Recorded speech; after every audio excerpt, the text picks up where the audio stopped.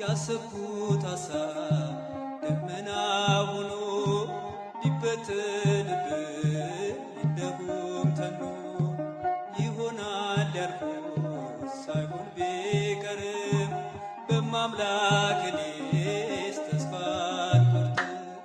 ስምሽን ጠርቼ መቼ አፍራለሁ ማርያም ብዬ መቼ ወርቃለሁ የምጽናናበት ስምሽ ነውና ድንግል ሆይ ላቅርብ ላንቺ ምስጋና። አጠገቤ ጎኔ በዙሪያዬ እንዳለሽ እንደርሱ ነው ልቤ እማ የሚያወራሽ አልቅሽ ሲቀለኝ ነግሬሽ ውስጤ አትዘገይ